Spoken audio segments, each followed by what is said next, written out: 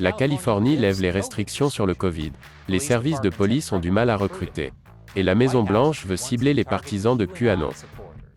Tout cela et plus encore dans les gros titres de cette semaine.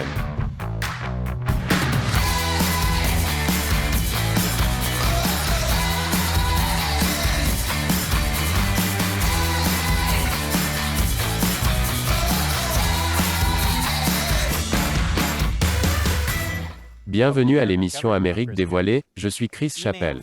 Des courriels publiés par la commission de surveillance de la Chambre des représentants ont révélé que l'ancien président Donald Trump et ses alliés ont fait pression sur le ministère de la Justice pour qu'il enquête et conteste les résultats de l'élection de 2020. Cette révélation est absolument choquante. C'est ce que je dirais si Donald Trump n'en avait pas parlé lui-même tous les jours au cours des 7 derniers mois. Partout où Trump va, il prétend que l'élection de 2020 doit faire l'objet d'une enquête et être remise en question. Même si les gens lui disent « Monsieur, ici c'est chez Wendy's ».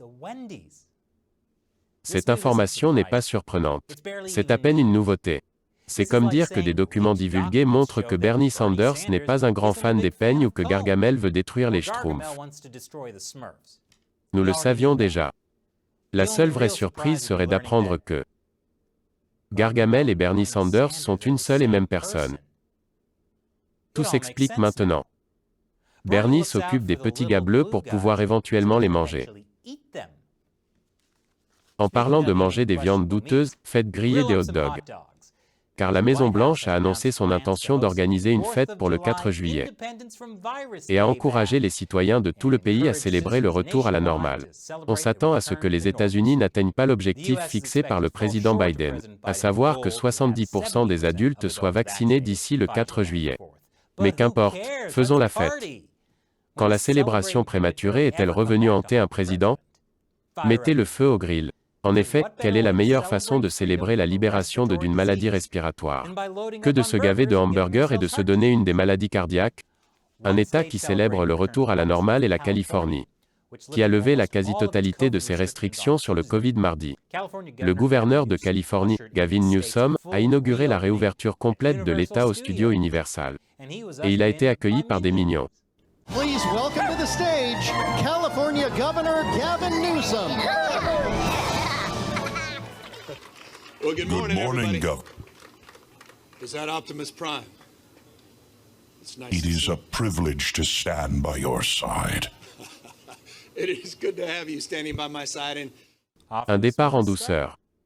Maintenant que les Californiens ne portent plus de masques, les habitants de Los Angeles peuvent à nouveau respirer l'air frais. L'air frais et montrer leur injection sexy dans les lèvres.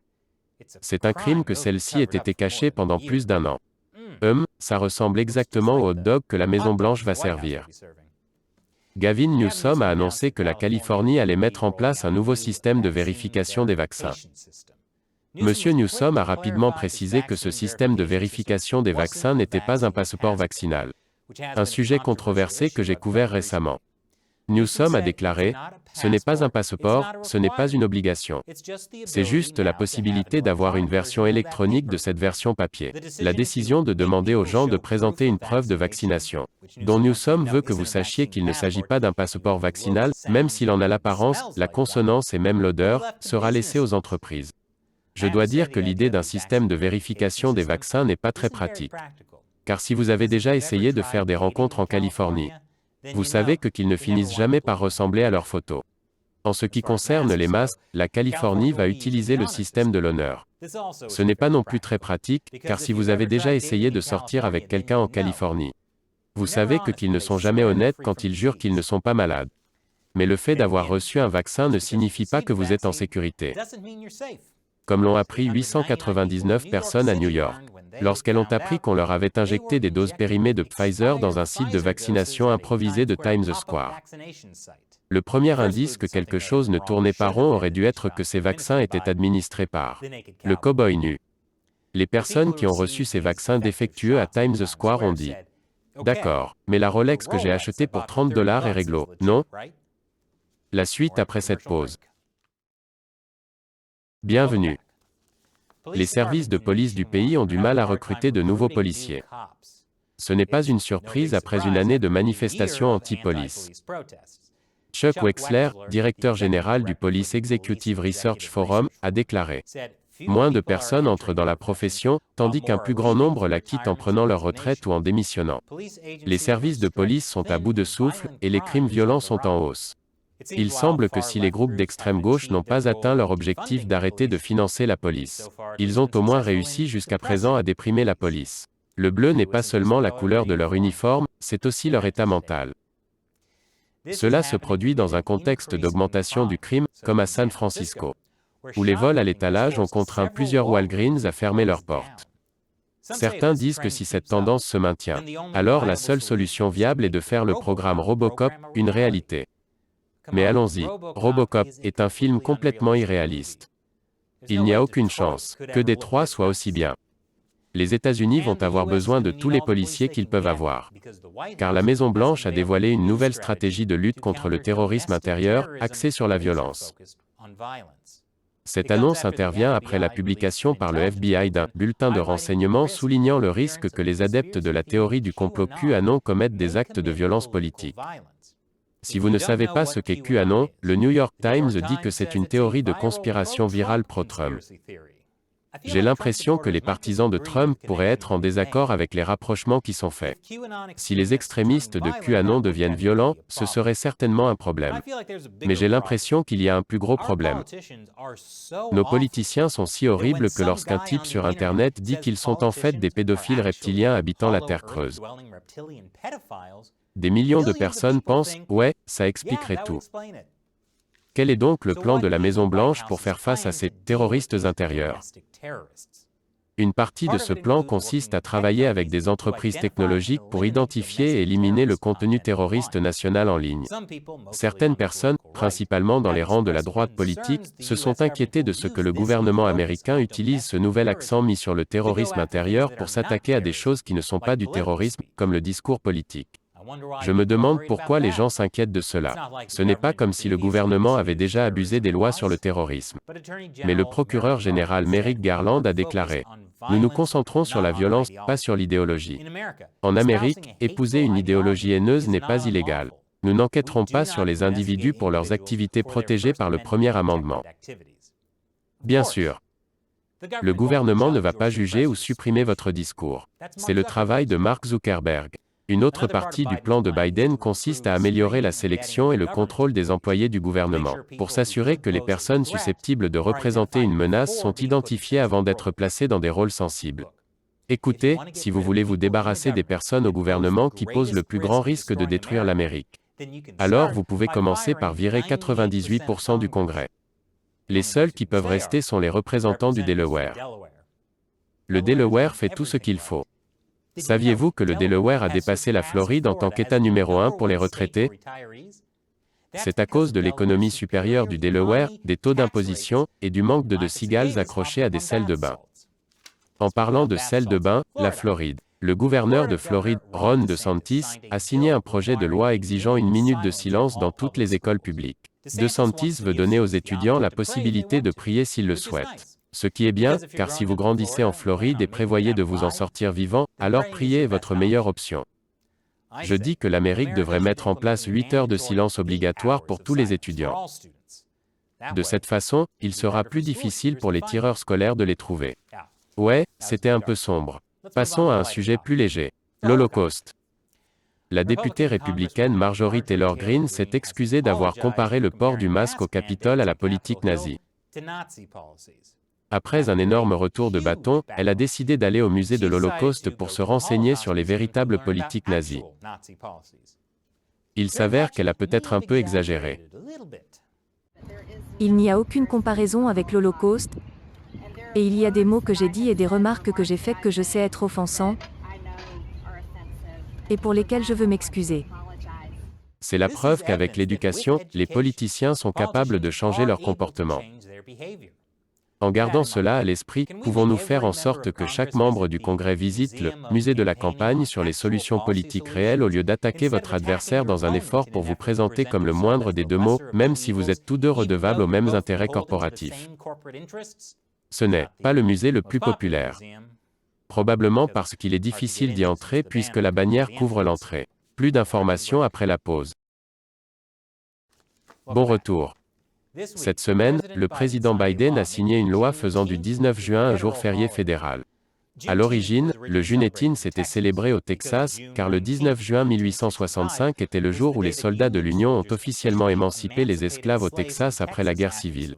Mais au fil des ans, le 19 juin est devenu un jour symbolique pour marquer la fin de l'esclavage aux États-Unis en général. Le projet de loi faisant du 19 juin un jour férié fédéral a été adopté à l'unanimité par le Sénat en début de semaine. La Chambre des représentants l'a également adopté à une écrasante majorité, les seuls opposants étant 14 républicains qui ont voté contre. Ces républicains ont déclaré qu'ils s'opposaient à ce que le jour férié soit officiellement appelé Juneteenth National Independence Day, de peur qu'il ne soit confondu avec la fête de l'indépendance du 4 juillet. Je vois les deux côtés de cet argument. D'un côté, certains noms de vacances sont déroutants. Par exemple, saviez-vous que Boxing Day n'a rien à voir avec le fait de porter des gants et de frapper les Canadiens au visage? C'est une erreur honnête que n'importe qui aurait pu faire, monsieur l'agent. Mais d'un autre côté, qu'y a-t-il de mal à avoir plus d'une fête de l'indépendance? C'est l'Amérique, après tout. En ce qui me concerne, tous les jours sont des jours d'indépendance. USA. USA. Mercredi, le président Biden et le président russe Vladimir Poutine se sont rencontrés face à face lors d'un sommet à Genève. Et après tous ces mois passés à se critiquer mutuellement, la rencontre n'a certainement pas été gênante.